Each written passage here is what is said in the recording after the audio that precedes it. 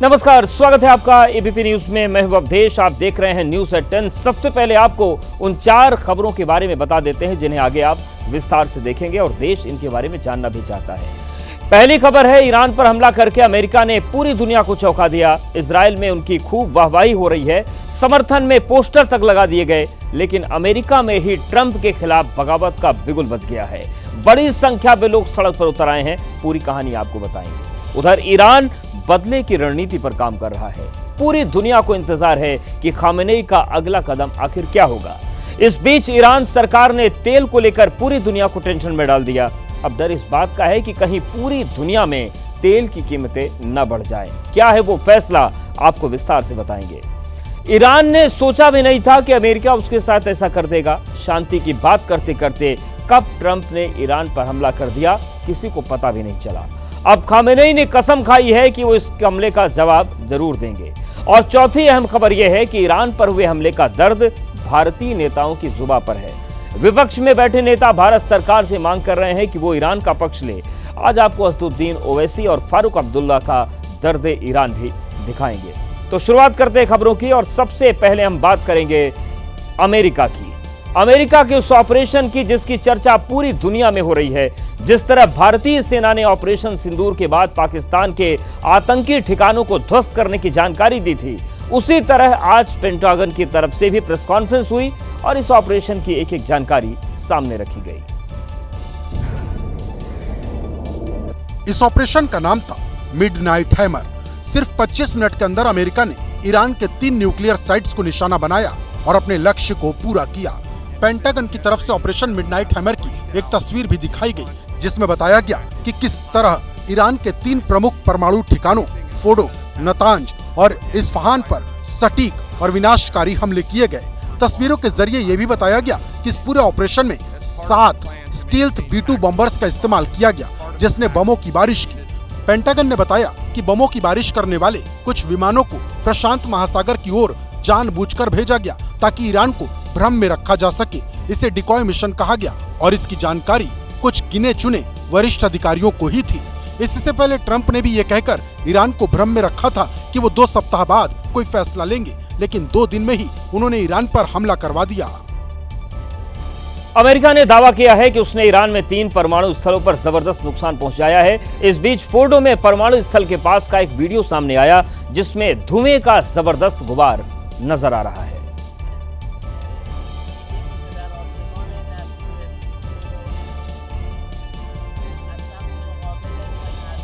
रहा है कहा गया कि ये वीडियो फोर्डो के उसी इलाके का है जहां अमेरिका ने बम बरसाए।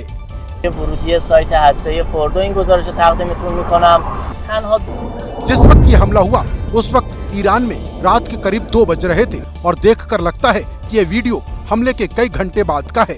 अगर दावा सही है तो अंदाजा लगाया जा सकता है कि अमेरिका का हमला कितना भीषण था, क्योंकि कई घंटे के बाद भी आसमान में धुएं का गुबार छाया रहा।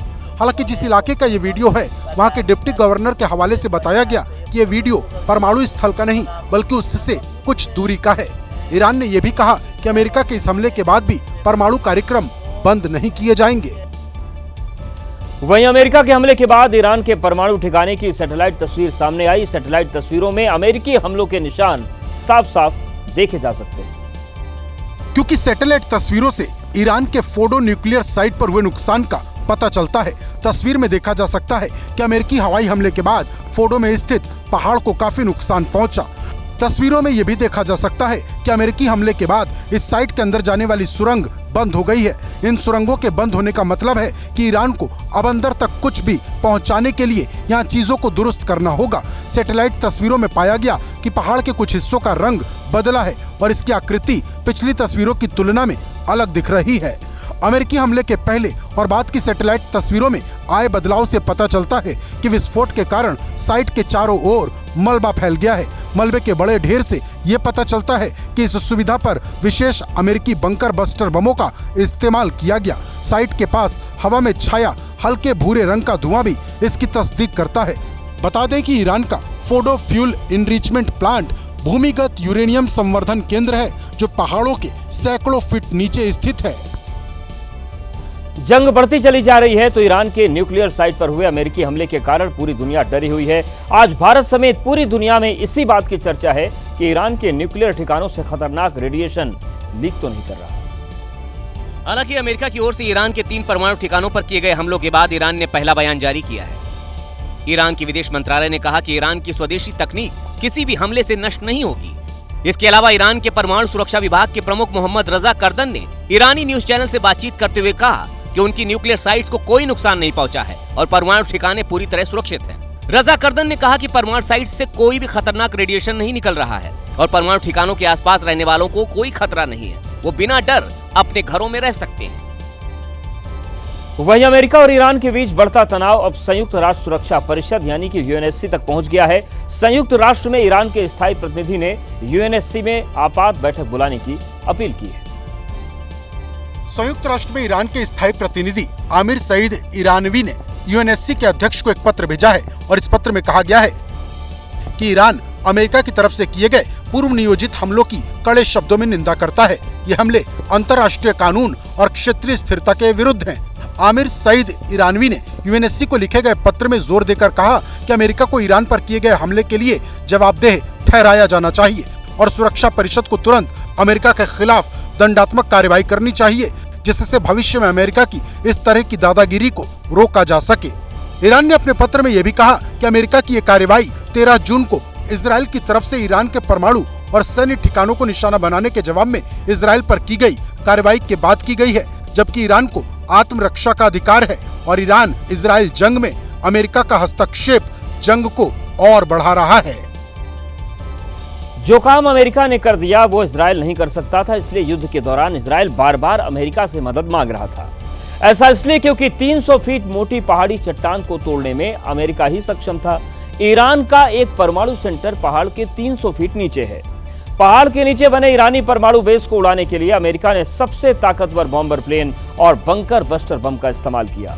B-2 spirit stealth bomber 6 GBU-57 गैर परमाणु बंकर बस्टर बम लेकर गया और तीनों न्यूक्लियर बेस पर निशाना लगाकर गिरा दिया। अमेरिका ने ईरान के परमाणु ठिकानों को उड़ाने के लिए जिस B-2 बॉम्बर का इस्तेमाल किया है उसका एक सांकेतिक वीडियो देखिए। B-2 स्पिरिट स्टेल्थ बॉम्बर किसी भी लक्ष्य को भेदने में सक्षम है। एक B-2 बॉम्बर को तैयार करने में 17,000 करोड़ रुपए खर्च होते हैं। ये 12,000 किलोमीटर की रेंज में हमला कर सकता है। 71,000 किलोग्राम वजनी बॉम्बर की रफ्तार 1,000 किलोमीटर प्रति घंटे से भी ज्यादा है और 40,000 पाउंड पेलोड की क्षमता है। इसे 2 पायलट ऑपरेट करते हैं। B-2 का डिजाइन और इसके निर्माण में इस्तेमाल होने वाली खास मेटल इसे रडार से बचाती है। इसका फ्लाइंग विंग डिजाइन और रडार कोटिंग इसे लगभग अदृश्य बना देती है। इसलिए जब ये ईरान के परमाणु बेस पर हमला करने पहुंचा तो ईरान को इसकी भनक तक नहीं लगी और इजराइल ने अमेरिका के इस एक्शन की जमकर तारीफ की। Congratulations, President Trump. Your bold decision to target Iran's nuclear facilities with the awesome and righteous might of the United States will change history. In Operation Rising Lion, Israel has done truly amazing things. But in tonight's action against Iran's nuclear facilities, America has been truly unsurpassed. It has done what no other country on earth could do.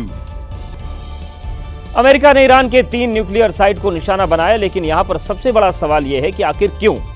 America और Israel का दावा है कि Iran का इरादा परमाणु बम बनाने का था और इसके 3 प्रमुख न्यूक्लियर साइट पर यूरेनियम संवर्धन का काम हो रहा था। पहली site Natanz atomic facility centre. यह सेंटर तेहरान से 235 किलोमीटर दूर है। सेंटर में 3 अंडरग्राउंड फ्लोर होने की बात सामने आई और रिपोर्ट्स के मुताबिक एटॉमिक सेंटर में 9 परमाणु बम बनाने जितना यूरेनियम मौजूद था। दूसरी और अहम न्यूक्लियर साइट फोर्डो, ईरान का दूसरा अहम परमाणु सेंटर जो कि तेहरान से करीब 128 किलोमीटर दूर कोम शहर के पास है। यहां 60% तक यूरेनियम को संवर्धित करने की क्षमता होने की बात सामने आई। और तीसरी साइट इस्फहान परमाणु टेक्नोलॉजी सेंटर है। यहां पर कच्चे यूरेनियम को गैस में बदलने का काम हो रहा था। 12-13 जून को इजराइल ने ईरान पर हमला बोला तो ईरान की अहम न्यूक्लियर साइट नतांज बारूदी धमाकों से धधक उठी। इस हमले के बाद भी इजराइल ने कई बार नतांज न्यूक्लियर सेंटर को निशाना बनाया। नतांज सेंटर पर इजराइल के बार-बार हमलों के पीछे एक बड़ी वजह थी। नतांज एटॉमिक फैसिलिटी सेंटर वो ठिकाना जहां एडवांस सेंट्रीफ्यूज लगाए गए थे। इन सेंट्रीफ्यूज के जरिए यूरेनियम 235 की मात्रा बढ़ाई जा रही थी, यानी यूरेनियम संवर्धन की प्रक्रिया को वेपन ग्रेड यानी 90% तक पहुंचाने की प्रक्रिया हो रही थी। अमेरिकी हमले का दूसरा निशाना बनी फोर्डो न्यूक्लियर साइट। ईरान के परमाणु कार्यक्रम का अहम ठिकाना बताया जा रहा है। ऐसा इसलिए क्योंकि 2009 तक ये ठिकाना पूरी तरह से गुप्त था। सेंटर के बारे में असल जानकारी 2018 में आई थी। तब इजराइल ने ईरान के कुछ सीक्रेट डॉक्यूमेंट चुराए थे। इन डॉक्यूमेंट में फोर्डो सेंटर में यूरेनियम को वेपन ग्रेड तक संवर्धित करने की जानकारी दर्ज थी। बताया जा रहा है कि प्लांट में यूरेनियम संवर्धन के लिए 2700 सेंट्रीफ्यूज लगाए गए थे। वहीं इस्फहान न्यूक्लियर सेंटर के बारे में जो जानकारी सामने आई है, उसके मुताबिक परमाणु साइट को कन्वर्जन सेंटर के रूप में विकसित किया गया। इस्फहान परमाणु केंद्र में यूरेनियम हेक्साफ्लोराइड तैयार किया जाता है, जो एक तरह का परमाणु ईंधन होता है।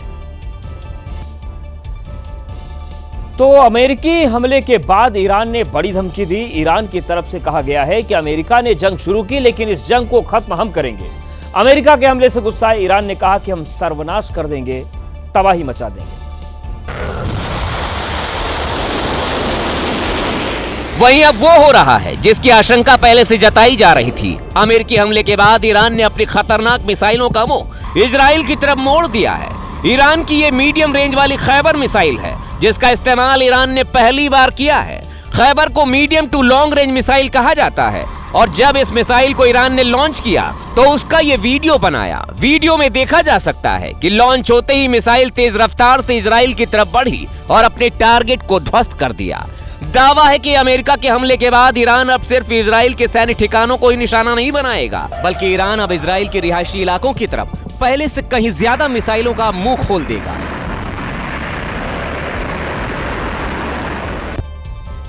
पहले केवल ईरान और इजराइल के बीच ही टकराव था, लेकिन अमेरिका के हमले ने हालात को और विस्फोटक बना दिया। अमेरिकी हवाई हमलों के बाद अमेरिका और ईरान के बीच टकराव अब नए मोड़ पर पहुंच गया है। ईरान अब अमेरिका के किन ठिकानों पर हमले करेगा, इसकी पूरी लिस्ट ईरान ने तैयार कर ली है, और ईरान के सरकारी टीवी चैनल ने तो इनका नाम भी गिना दिया है। ईरान के सरकारी चैनल ने ट्रंप को धमकी देते हुए कहा है कि पश्चिम एशिया क्षेत्र में हर अमेरिकी नागरिक और सैन्यकर्मी ईरान के टारगेट पर है।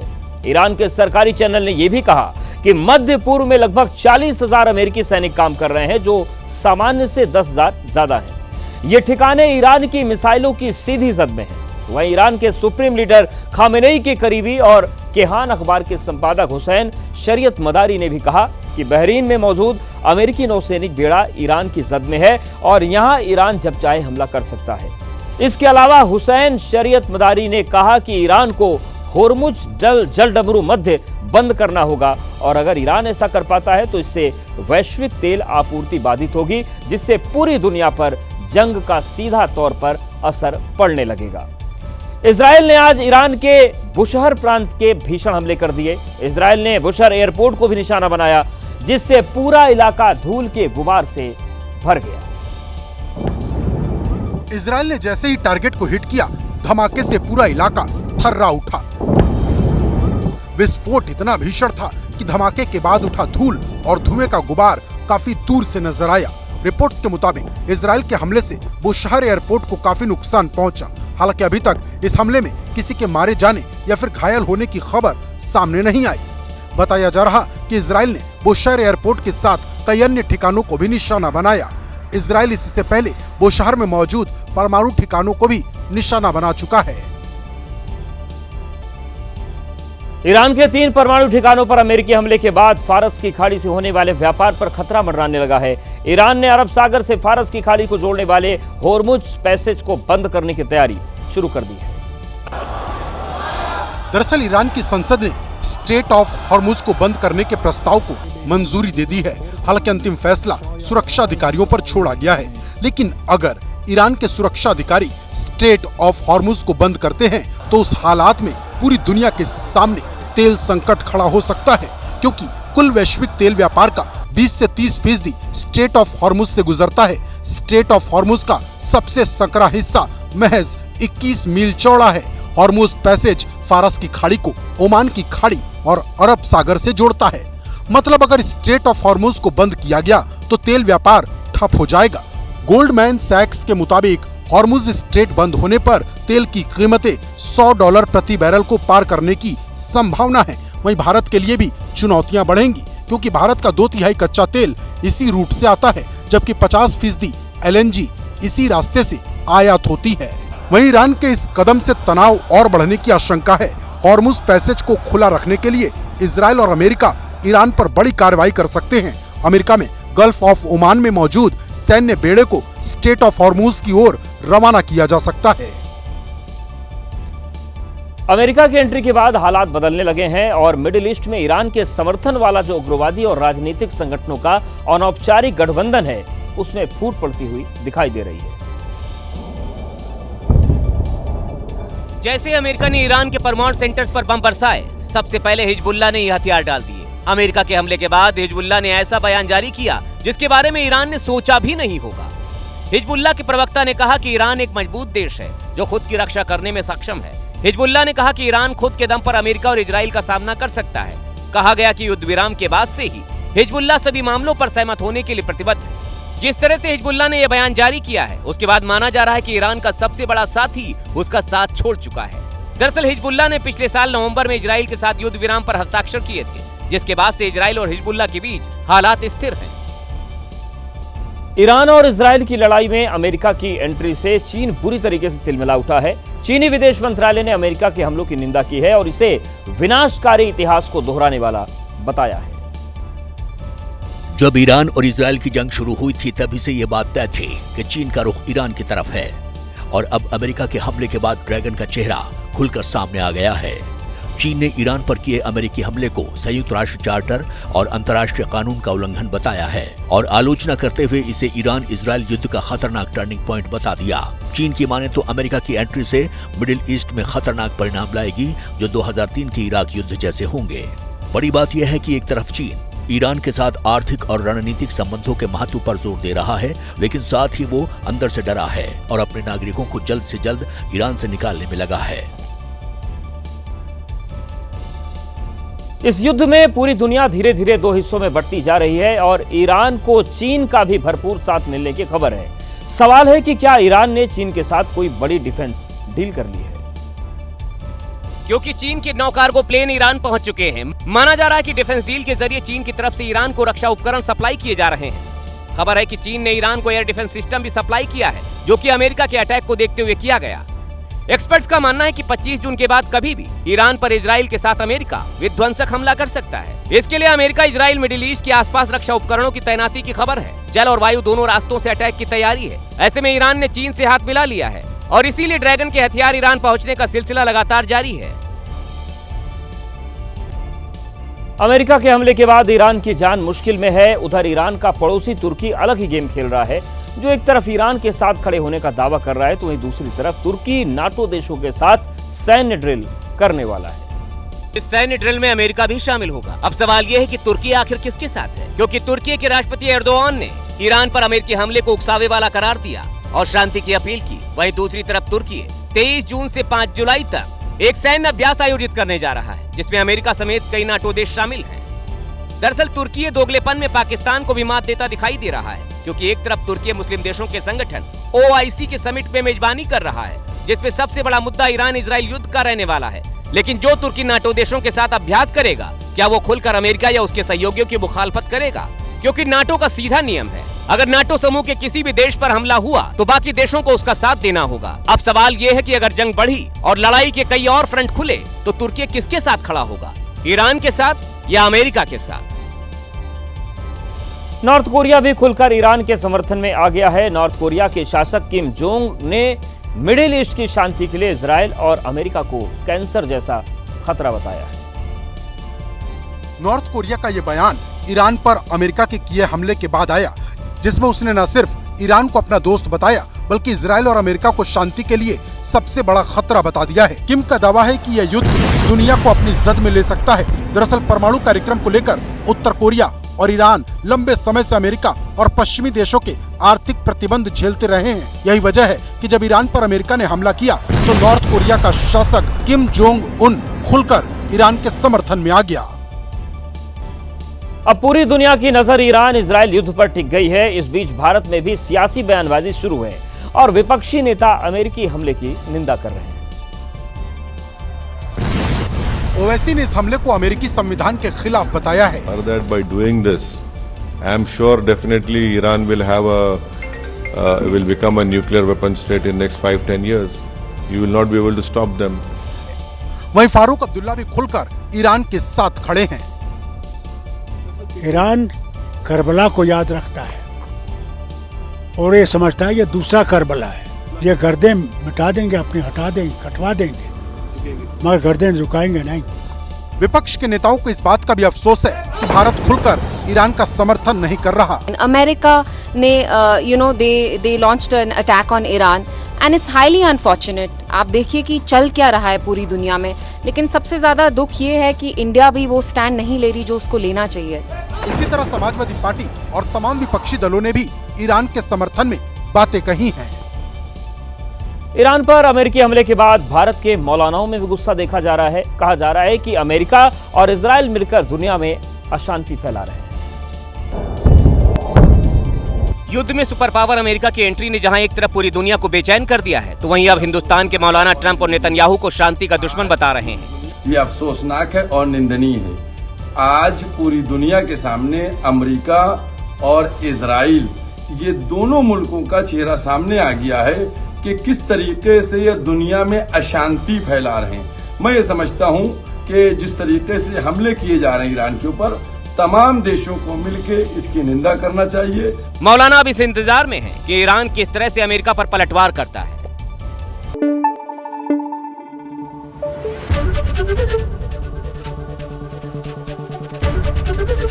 एबीपी न्यूज आपको रखे आगे।